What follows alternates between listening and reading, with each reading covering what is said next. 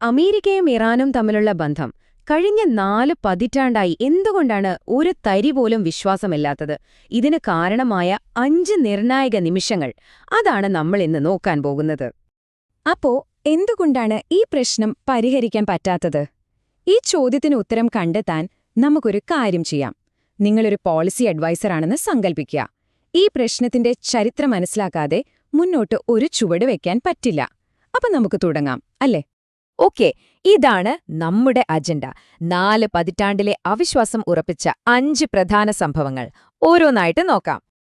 അപ്പോ ഒന്നാമത്തെ പോയിന്റ്, അടിസ്ഥാനപരമായ വിശ്വാസലംഘനം. തുടക്കത്തിലെ എങ്ങനെ കാര്യങ്ങൾ കൈവിട്ടുപോയി എന്ന് നോക്കാം. വർഷം 1979.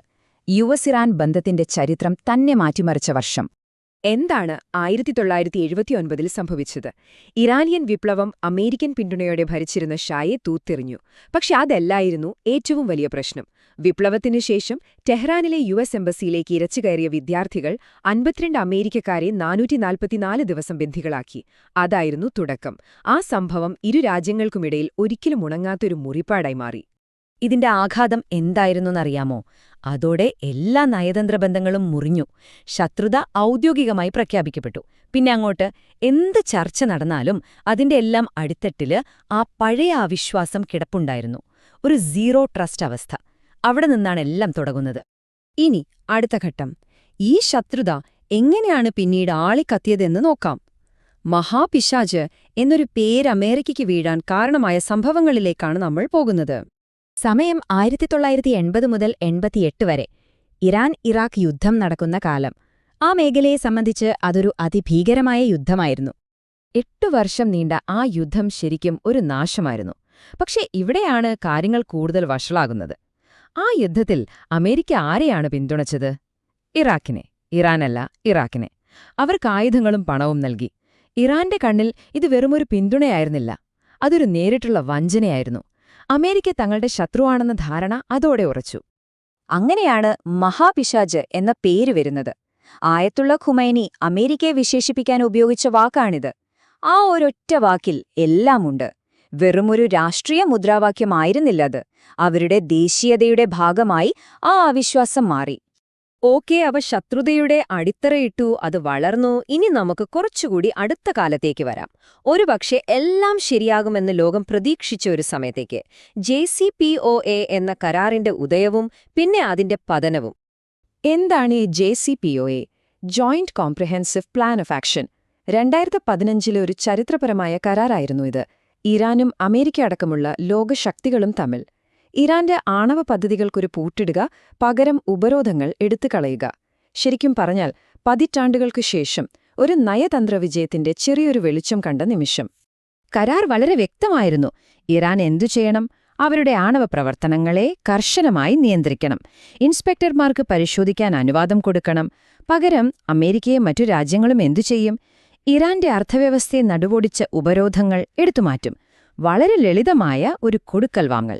എല്ലാം സുതാര്യമായിരിക്കണം, അതാണ് പ്രധാനം. എല്ലാം ഒരുവിധം ശരിയായി വരുമ്പോഴാണ് ആ ട്വിസ്റ്റ്. 2018 അമേരിക്ക ആ കരാറിൽ നിന്ന് ഒറ്റയടിക്ക് പിന്മാറി, ഏകപക്ഷീയമായി, മറ്റുള്ളവരോട് ചർച്ച ചെയ്യാതെ. അതൊരു വലിയ ഷോക്കായിരുന്നു. ഇതുകൊണ്ടുള്ള ഏറ്റവും വലിയ നഷ്ടമെന്തായിരുന്നു? ഇറാനുമേൽ വീണ്ടും കടുത്ത ഉപരോധങ്ങൾ വന്നു. പക്ഷെ അതിനേക്കാൾ വലുതായിരുന്നു വിശ്വാസത്തിന്റെ തകർച്ച. ഇറാനികൾക്ക് ഒരു കാര്യം വ്യക്തമായി: അമേരിക്കയുമായി ഒരു കരാറുണ്ടാക്കിയിട്ട് കാര്യമില്ല. കാരണം അടുത്ത വരുന്ന പ്രസിഡന്റിന് ഒരു ഒപ്പുകൊണ്ട് അത് റദ്ദാക്കാം. ആ ഒരു ചിന്ത നയതന്ത്രപരമായ എല്ലാ വാതിലുകളും അടച്ചു. വിശ്വാസമെന്ന വാക്കിന് അവിടെ അർത്ഥമില്ലാതായി. ഇനി നമ്മൾ വരുന്നത് ഏറ്റവും അപകടകരമായ ഒരു ഘട്ടത്തിലേക്കാണ്. നിഴലിൽ നിന്ന് കളിച്ചിരുന്നവർ നേരിട്ട് ഏറ്റുമുട്ടാൻ തുടങ്ങിയ സമയം.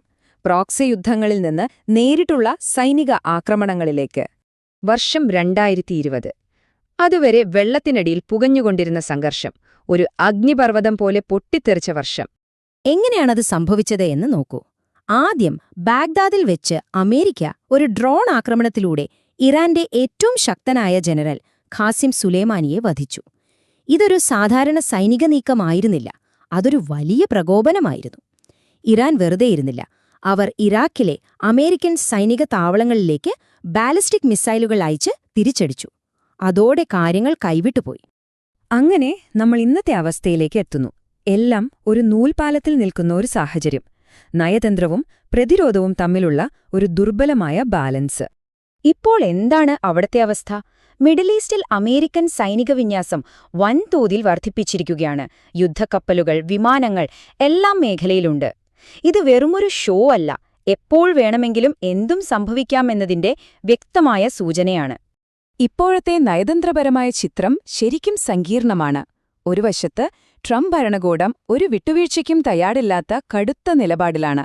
മറുവശത്ത് ജനീവയിൽ രഹസ്യമായി ആഴവചർച്ചകൾ നടക്കുന്നുമുണ്ട്.